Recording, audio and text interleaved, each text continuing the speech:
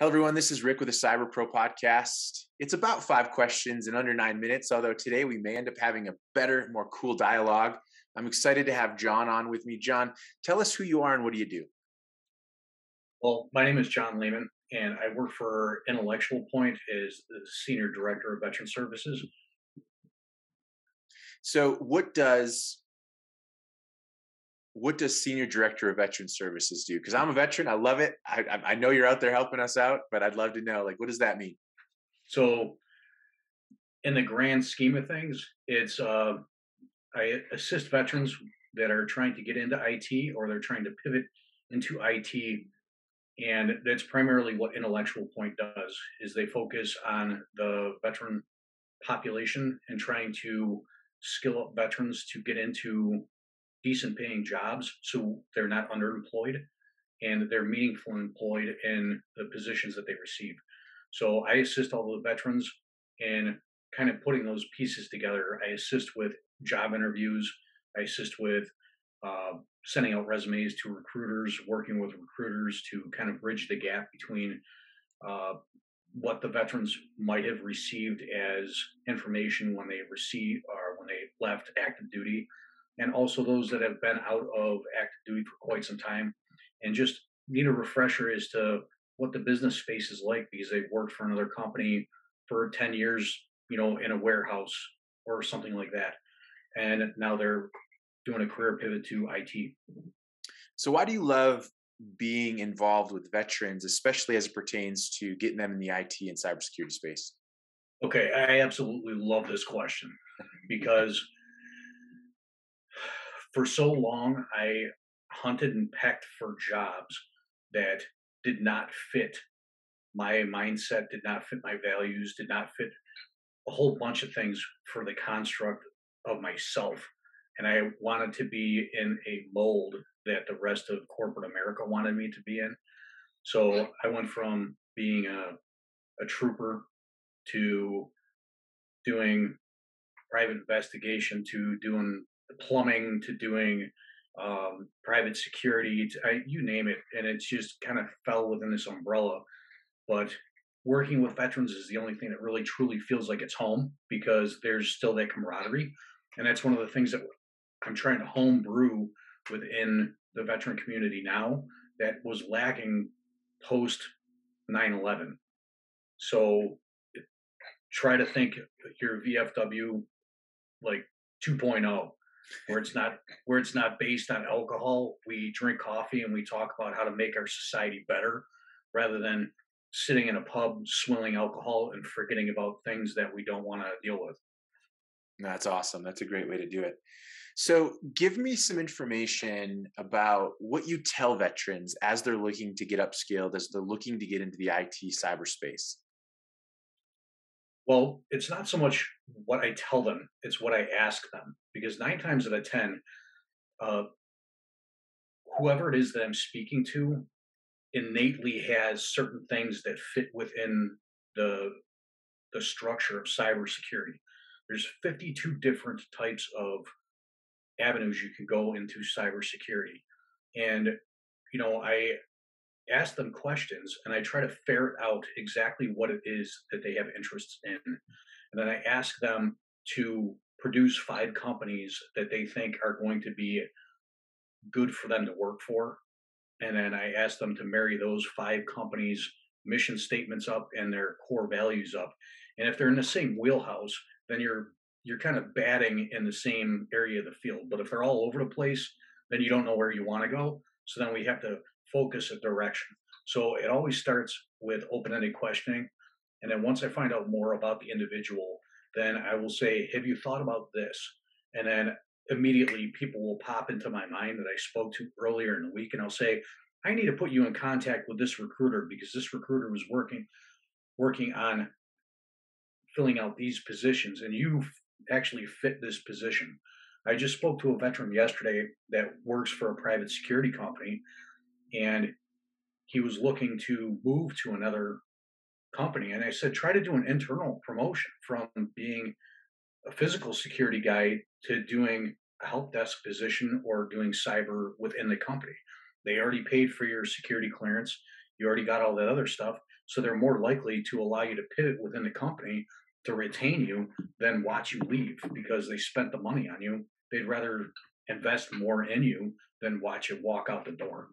So that's more or less what I try to give guidance to. I ask questions to find out what their core personality is, what their interests are, and then we decide together what their game plan is for a career pathway. And 9 times out of 10, they will come back and say, "Hey, I never thought of it like that." And I'm like, "That's pretty cool." Just to give somebody some insight off of having a conversation with them and truly listening, and then having them say, "Oh my gosh, that never dawned on me."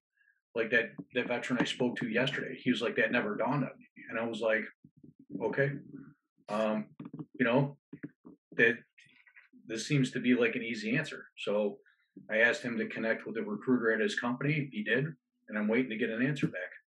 That's amazing. I love the approach. I love the Socratic method that you take towards it. I'd love to hear your insight on what hurdles there are for veterans to get that upskill, to get into the cyberspace. Like, what are you seeing right now in the market? Oh man, am I glad you asked this question. uh, so there's several things that veterans face when it comes to the marketplace. And I would say the main thing that veterans face that is of adversity to them is their ability to network. And that in and of itself hurts veterans the most because they don't understand the power of networking and what that means in the civilian market. Where if you just open up a communication, you start speaking with somebody, and then you willfully and you meaningfully try to build a relationship that is genuine. And it's not just, "Hey, what jobs do you have?" But try to genuinely build a relationship with that person. Let it be a recruiter, let that be somebody from HR, or even somebody that works in the division that you want to go to. You're gaining insight as to what that job's like and what the corporate culture is like. And I think that is the hardest thing for veterans to wrap their mind around because the military culture is automatically there, but the corporate culture is different per company. So you could go to Google and people are wearing yoga pants and they're drinking green tea. But if you go to, say, um, Qualcomm, people are wearing suits and ties and, they're dealing in different aspects. There's different corporate cultures and you have to research that before you go out and you interview. You know, I really appreciate the things that Google does, but I don't think I would fit in the constructs of the company. I don't have a man bun. I look like a linebacker, and I I like to lift heavy weights, so I don't think I'd fit that paradigm. Whereas I might fit the paradigm better for a company like Ridgeline, and where they do a lot of R&D. And if you want to brick a computer with stuff other than water and a hammer, then I would probably fit really well into that. Anything that would have to do with like social engineering, things like this, that would fit my wheelhouse. That's not Google's wheelhouse. Like you Right. have to know that before you walk into the company. Like they might I might interview for them, but I would know that I wouldn't fit their paradigm simply because I'm not their corporate culture. And that's the biggest hurdle that I see veterans struggling with is that they'll go out for interviews and they're like, "Well, I don't fit this paradigm." Maybe you're not meant to. Own your space. Own your space. You're a veteran. You have these skill sets. You are this. Own it, and then find a company that's going to match your self worth and where you want to go. And that's the biggest hurdle, to be honest with you. It has nothing to do with education. It has nothing to do with certifications or anything like that. It has to do more with how the veteran mind is going in a certain direction, dealing with certain tasks at hand. You know, they can troubleshoot, but it's really hard to troubleshoot when you're looking at multiple different companies, if that makes any sense. No, it totally does. And I think it also goes back to two things from my perspective, right? I had a different career path when I was in the military community than others, and so my objectives and the way I view a task and the way I'm going to attack that task are completely different. But I think that lends itself to employers understanding what their mission is and who they should be going after, right? Not looking at Exactly. somebody going, man, you've got 20 years of experience, in the military. We love your experience. Yes, we want you. But they're the yoga pant, roll your desk around the building type of company. They're not the more rigid, group. And maybe that's what this person needs. And so I appreciate that. I really do. And I would call out the employers a little bit. Let's meet somewhere in the middle with our other veterans. I'd Well, like. Oh, go ahead, please, please. it's not to say that a veteran can't fit that paradigm because it's all in personality. I mean, there's Right, definitely veterans that have matriculated into that mindset, and that's cool too. But what I'm getting at is just know your ground. You know what I mean? Whatever you're going to fit into, wherever your puzzle piece lands and it actually works for that puzzle, then so let it be. You know what I mean? But know your space, know what you're meant to fill in, and try not to expand past that because one, it's uncomfortable, and two, you can't hold that much weight for that long. right. And you end up moving anyways. Statistically, I think 67%, I think, is the actual statistics on it, that veterans will leave their first job because of a lack of leadership out of the first job that they receive outside of the military. Um, Interesting. so, No, that's an interesting stat. I want to take this down one final path before we get to the fun question, because you and I talked about this beforehand a little bit. I know that as veterans get out, they have a lot of opportunities, both in the enterprise world and to go back into government contracting. And now we're seeing a hurdle that you and I have discussed. It's the whole idea of how is COVID, the vaccines, the masks, the illness itself, how is that affecting people, especially our veterans, as they're going out to try and identify a new position for themselves? okay, this is, we had discussed this just a little bit, and I really like the questioning because one, it's a hot button topic, and two, it's something that it has to deal with perspective. So anytime that you're looking at something, you should always try to look at it from a multi-person perspective and see where that lands you, rather than just looking at it from the first person perspective, meaning just inside your own head and only that. So, we had discussed interfacing with customers and having that ability to be mobile. And some of the contractors, some of the people that are within the federal government, some people that are in the private sector, we all hear about the great resignation. Well, dealing with veterans and dealing with just the job market in general, I can tell you it's a real thing.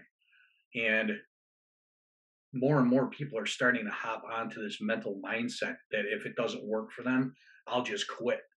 Well, you have to keep bread on the table. You have to continue pushing through because the only way to get through is to go through. And COVID's one of those things that it's not going to go away. It's going to mutate, and either we come up with better vaccines to be able to deal with the disease as it maturates through its process, because it's always going to change. It's going to mutate, and we have to be able to deal with that with better malware on our end. That we have to integrate better malware on our end, meaning what's in between our ears, and our not malware, but antivirus software in between our ears to be able to deal with the malware, to deal with the viruses, and deal with the Trojans, which would be like the media, social media. They just kind of enter the back of your brain, and then they tell you one thing but want you to believe another. So the mass exodus is real, and what I'm seeing both on the federal side of the house and also on the civilian side of the house is that people are leaving because it doesn't match up with their core value, whatever their core value is. And, you know, I don't care what anybody's political affiliation is. I really don't get into political arguments or discussions with people simply because I think that you should be asking questions like we stated earlier from the Socratic method and just asking yourself in a deductive reasoning method and also a deductive reasoning method to be able to see what matches your core values, whatever those are. If you are Christian, you're going to have X amount of core values. If you're Muslim, you're going to have X amount of core values. And that's cool with whatever you are, on a religious aspect. Same with your personality traits and all these other things. It's going to create different social mores for you. So I think what we have to do is kind of come up with a better understanding of what our cultural values are and our cultural mores are as a whole.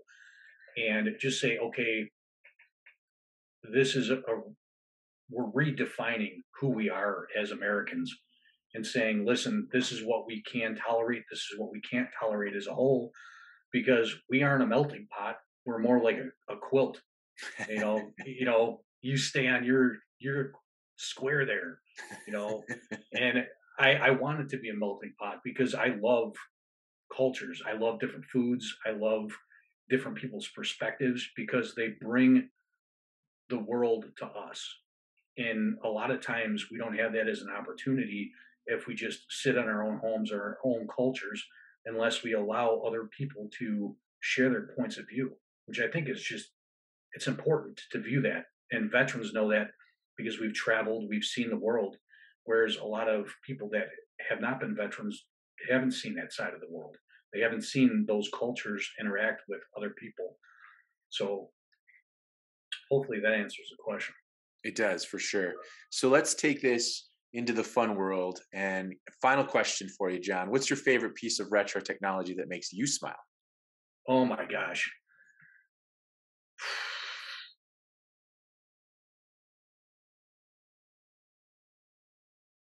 I honestly have to say a floppy disk. The big one or the little one? The big one. And the reason why is because the beautiful thing with that is if you use a high enough power magnet, you can wipe it. And I found that out from a very young age, and learning how to brick things. So I guess that was like my intro to computer science 101. Extremely powerful magnet, electrified, definitely kills this material. Nice. John, thank you so much for being on the Cyber Pro podcast. Awesome. I really appreciate your time. Thank you so much for having us, or having me today, I should say. You did it. You made it to the end. Thanks for watching the Cyber Pro podcast. Check us out for more content.